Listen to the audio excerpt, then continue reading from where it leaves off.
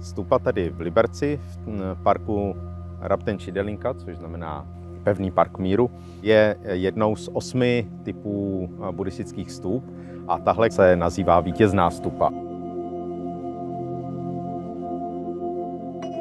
Symbolizuje vlastně vítězství Buddhy nad smrtí. Každá ta stupa je upomínkou na jednu z událostí Buddhova života a tahle upomíná jeho vlastně rozhodnutí odložit svůj odchod do parinirvány na žádost jeho žáků. Tak proto je to vítězná stupa, neboli v sanskrtu Vijaya stupa, v tibetštině Namgyal stupa, Namgyal Cheden. A ta stupa, která je tady v Liberci, tak patří mezi takzvaně plně zdobené stupy, to znamená, je na ní spousta různých ornamentů a ty ornamenty mají přesně každý nějaký svůj symbolický význam. Není to jenom taková dekorace, například ty lvy, kteří podpírají trůn vlastně té stupy, kterých je dohromady 8, symbolizuje 8 velkých bodhisattvů, duchovních synů Buddhy.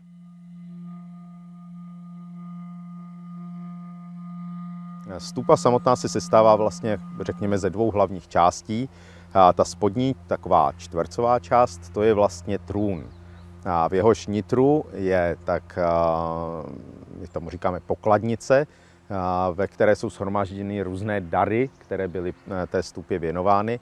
To znamená, jsou tam například věci denní potřeby, jako psací potřeby, různé modely letadel a lodí a obrovské množství dalších věcí, včetně různých cenných věcí, které tam buddhisté a další naši přátelé věnovali, jako stříbro, zlato, perly a tak dále. A mimo to je tam 9 velkých takových váz, ve kterých jsou shromážděné zase různé svaté substance, jako jsou například vody ze svatých řek a hlína a kamínky ze svatých míst a tak dále. Takže tam je spousta věcí, které jsou vlastně jenom v té spodní části té stupy.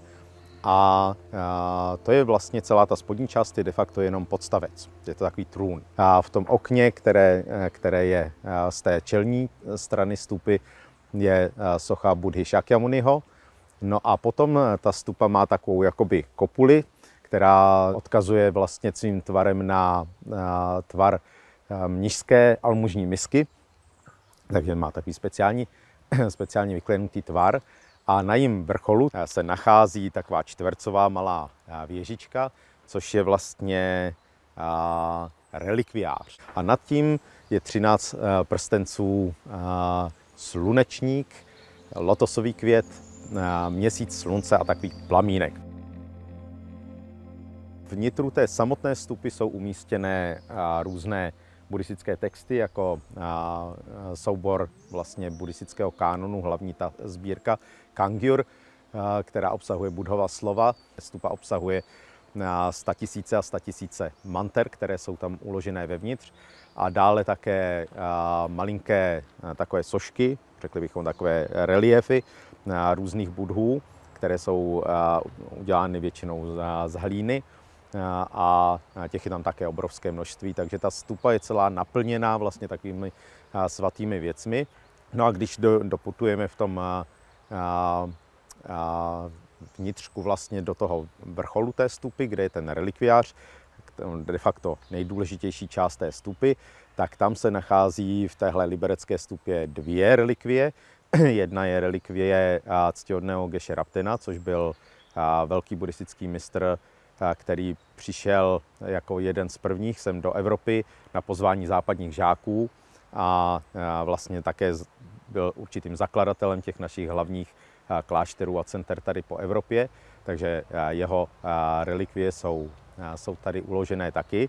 A plus se nám podařilo získat malinkou relikvii samotného Buddhy Shakyamuniho, kterou ctihodný Gonsa Rinpoche, náš hlavní učitel, dostal darem od šrilanských mnichů, od šrilanské sangy, jako dík za pomoc při organizování takového turné buddhových relikví, které byly darovány 3 buddhistickými zeměmi, Šrí Lankou, Myanmarem a Thajskem, Organizaci spojených národů, a naše centrum se z nějakého důvodu stalo 30. posledním místem na té takové pouti těch relikví předtím, než byly uloženy v generálním sídle OSN v New Yorku. Jako takový dík Rinpoche dostal takovou malinkou relikvii, nějaký malinký kousíček kosti zřejmě to je, která by měla být autentickou relikvií a je uložená tady v té naší stupě.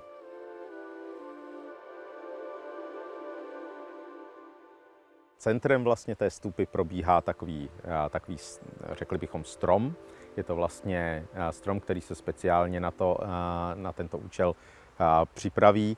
Udělá se z něho takový zvláštní, jakoby, mohli bychom říct, trám, který vlastně představuje takovou středoosu celé té stupy a ten je popsaný sanskrtskou abecedou a vytváří vlastně něco jako